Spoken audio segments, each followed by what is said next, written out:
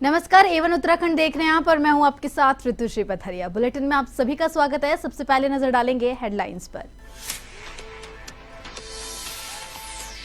कांग्रेस कर रही है चुनाव प्रचार अभियान की तैयारी। स्टार प्रचारकों की सूची तैयार। हरिद्वार और नैनीताल के लिए सोनिया, राहुल, प्रियंका और मल्लिकार्जुन खड़गे की है मांग।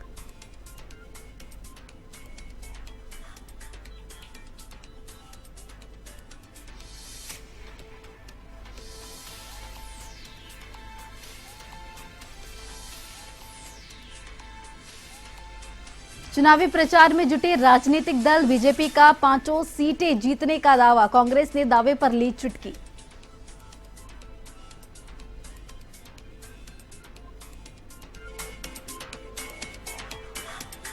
शारदा नदी के तट पर उमड़ा आस्था का सैलाब।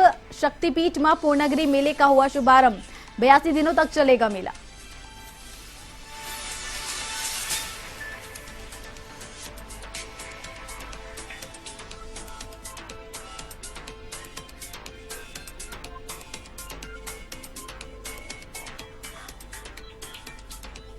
अब खबरें विस्तार से। कांग्रेस लोकसभा चुनाव प्रचार के लिए स्टार प्रचारकों के उत्तराखंड दौरे पर मंथन कर रहा है।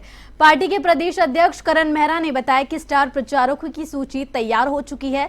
प्रत्याशियों से पूछा गया है कि किस बड़े नेता का प्रभाव उनके क्षेत्र में ज्यादा होगा। उन्होंने कहा कि हरिद्वार और नैनीताल लोकसभा क्षेत्र के लिए सोनिया गांधी, राहुल गांधी, प्रियंका गांधी वाड्रा और मल्लिकार्जुन खड़गे की मांग की है।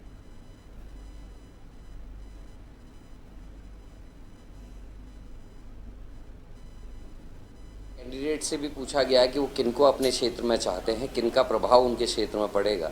तो उस हिसाब से अब जैसे हरिद्वार और उधम सिंह नगर, उसमें हमारे सोनिया गांधी जी, मल्लिकार्जुन खड़गे जी, राहुल गांधी जी, प्रियंका जी की डिमांड है ही, लेकिन किसी बड़े किसान नेता की भी वहाँ डिमांड है। अब वो किसको वहाँ के कैंडिडेट चाहते हैं उस पर भी बातचीत चल रही है। जैसे ये सब चीज़ क्लियर होगा उसके बाद बता दिया जाएगा कौन कब आएगा। लोकसभा चुनाव को लेकर कांग्रेस अपनी तैयारी पुरजोर तरीके से कर रही है। इधर हरिद्वार और नैनीताल सीट की बात करें तो पार्टी ने यहां भी उम्मीदवार घोषित कर दिए हैं। कांग्रेस प्रदेश अध्यक्ष करण मेहरा का कहना है कि पार्टी पूरी तरह से तैयार है और पिछले 2 साल से लगातार काम कर रही है। हरिद्वार और नैनीताल लोकसभा सीट पर भी पार्टी ने कैंडिडेट्स का नाम फाइनल कर दिया है। कांग्रेस पार्टी के कार्यकर्ता 5 लोकसभा सीट पर उम्मीदवारों को जिताने का काम करेंगे।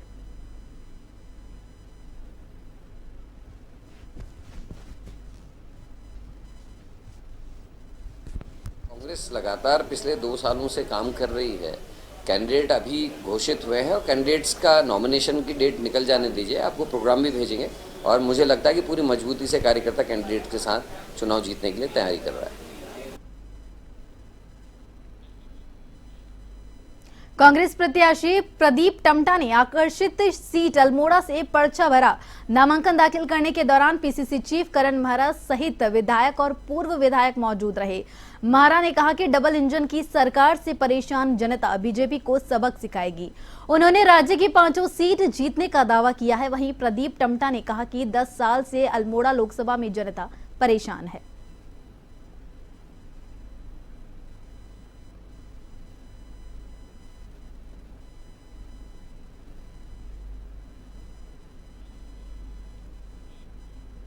और वहीं देहरादून की सड़कों पर नामांकन के दौरान भाजपा नेताओं और कार्यकर्ताओं का हब देखने को मिला।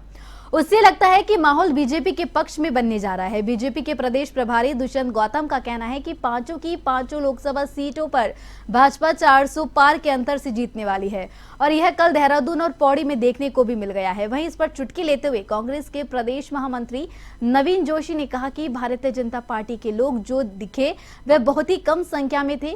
उन्हें लोगों को भीड़ जुटाने में मशक्कत का सामना करना पड़ा।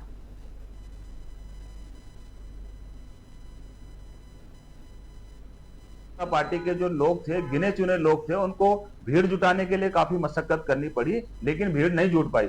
जहां कांग्रेस में पूरा मुख्यालय भरा हुआ था, देहरादून की सड़कें पूरी जाम हो चुकी थी, कांग्रेस मुख्यालय से लेकर नामांकन स्थल तक इतनी भीड़ थी कि लोगों को वहां से गुजरने में भी काफी परेशानी का सामना हो रहा था। उसके लिए हम जनता से माफी भी चाहते हैं। और आज पूरे प्रदेश के अंदर कांग्रेस के पक्ष में माहौल है। जिस प्रकार से इन्होंने जनता के साथ वादे किए थे और पूरे 10 साल के अंदर इन्होंने कोई ऐसा काम नहीं किया जो इनको भारतीय जनता पार्टी की उपलब्धि कही जा सके।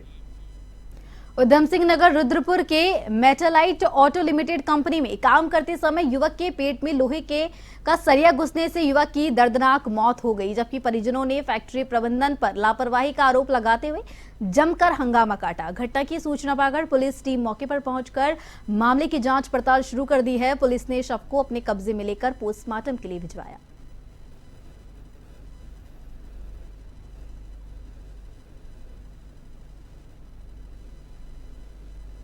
कर रहा था, इसके पेट में सरिया लगा है और डेथ यहीं हो गई इसकी।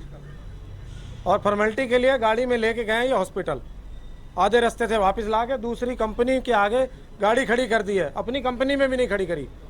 हमारे को इंसाफ चाहिए और गाड़ी अंदर लानी है। कोई व्यवस्था नहीं है, कुछ नहीं है, कोई जॉकेट नहीं, कुछ नहीं है, सब अंदर घूम के आए हम। ये बच्चा यहाँ काम करता है, करीब 5 साल से यहाँ बच्चा ये काम करता है। और हमें अभी जैसे हवा करके हाई टच करके नाम की फैक्ट्री है, और अभी हमें जानकारी हुई, हम पड़ोस में यहाँ रहते हैं और मैं युवा व्यापार मंडल किस्सा का अध्यक्ष भी हूँ और मेरी पत्नी सभासद है, तो हमारे परिवार से मिलना जुलना था। तो हमें पता लगा कि ऐसा हुआ। जब हम आए तो हमने देखा कि बच्चे की जो लाश है, हम उसे डेड बॉडी कहते हैं, और वो एक कार के अंदर रखी हुई है। ये क्या तरीका है? अगर आप यहाँ बच्चा काम कर रहा है तो कम से कम उसकी डेड बॉडी को तो संभालो। ना तो आपके पास एम्बुलेंस है, ना पीएफ कट रहा है, ना कुछ कट रहा है, ना बच्चे का आप कर रहे हैं। क्या कर रहे हैं? क्या सेफ्टी जैकेट तक नहीं है आपके पास? बिल्कुल लापरवाही है, घोर लापरवाही है। हम पुलिस प्रशासन से मांग करते हैं कि इसकी जांच करें। खबर उत्तराखंड पौड़ी से है, जहां गढ़वाल लोकसभा संसदीय सीट पर आशुतोष नेगी यूकेडी से प्रत्याशी के रूप में नामांकन भरा है। वनांतर प्रकरण में हत्याकांड की शिकार हुई अंकिता भंडारी के परिवार को न्याय दिलाने के लिए संघर्ष कर रहे आशुतोष नेगी महिलाओं के सम्मान की लड़ाई लड़ने के साथ ही मूल निवास और भू कानून जैसे मुद्दों की आवाज संसद तक पहुंचाने के लिए सत्ता के गलियारे में कदम रखने का मन बना चुके हैं। एक अभिनेत्री जो भारतीय जनता पार्टी की बड़ी प्रिय है, वो उत्तराखंड देवभूमि में आकर उत्तराखंड की बिटिया के लिए एक शब्द नहीं बोली। इससे पता चलता है कि भारतीय जनता पार्टी ये जुमलेबाजों की पार्टी है, राजनीतिक बेईमानों की पार्टी है, और उनकी ये बेईमानी साबित हो चुकी है कि उत्तराखंड के मुद्दे पर किसी भी नेता ने एक शब्द नहीं बोला, जबकि उत्तराखंड का जनमानस यहाँ की परिसंपत्तियों के लिए लड़ रहा है, मूल निवास भू कानून के लिए लड़ रहा है, और अंकिता बिटिया को न्याय मिले इसके लिए तो पूरे 95 ब्लॉकों के अंदर एक आम जनमानस ये कह रहा है कि जिस पार्टी की विधायक ने सबूत बिठाए उसके। जो मेरी माँ बहनें मेरे गांव से आई है, उनको मैं बहुत बहुत धन्यवाद देती हूँ, क्योंकि मेरे गांव वालों ने मेरा मतलब 2 साल से बहुत ध्यान भी रखा है और मेरी इस लड़ाई में मेरा साथ भी दिया है। और जब मेरे भाई जी मतलब जेल में बंद हुए तो मेरे गांव वालों ने इतना बड़ा आंदोलन किया कि जिसके कारण मेरा भाई जेल से आज हमारे साथ है और मेरा भाई मेरी अंकिता की लड़ाई लड़ रहे हैं। मैं सभी लोगों से ये कहना चाहती हूँ कि बहनों, आज वो दिन आ गया है। पारी लोग सब पार मानो है, अपने उत्तराखंड मांगनो, अपने हक मांगनो, अपने बेटों को न्याय मांगनो।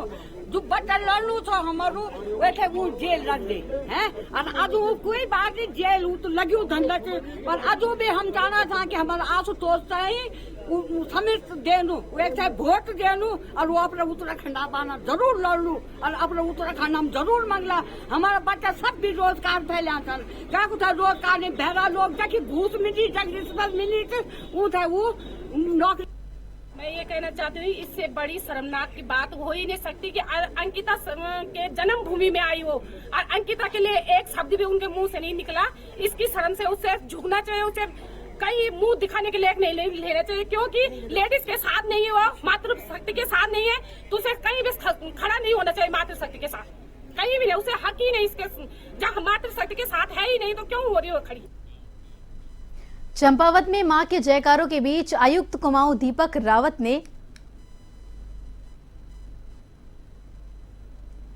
मां ठूलीगाड़ पर फीता काटकर मेले का शुभारंभ किया। मेला 82 दिनों तक चलेगा। भारत नेपाल का सीमांकन करने वाली शारदा नदी के तट पर आस्था का अद्भुत संगम उमड़ता है।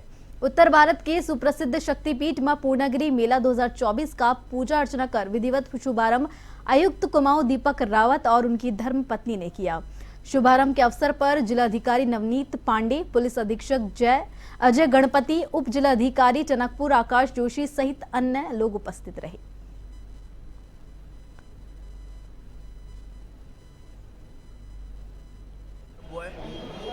और जो स्वरूप है मेले का ये बढ़ता जा रहा है, संख्या में इजाफा है।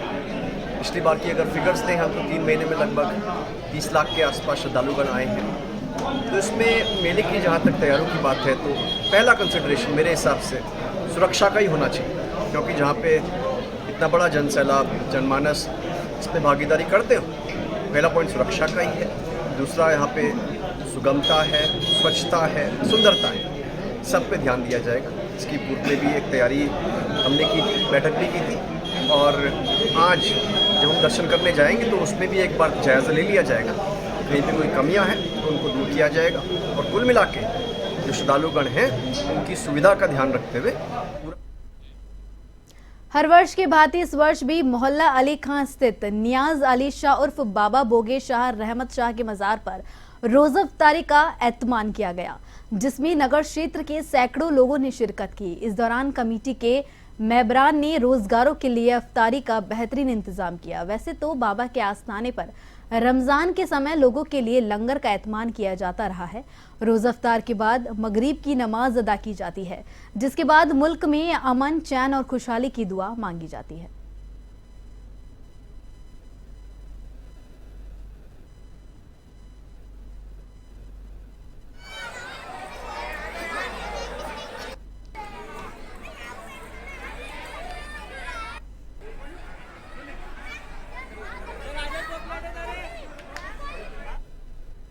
तो मेरे साथ उत्तराखंड की खबरों में फिलहाल इतना ही। तमाम अहम खबरों के लिए बने रहिए A1 टीवी के साथ। नमस्कार।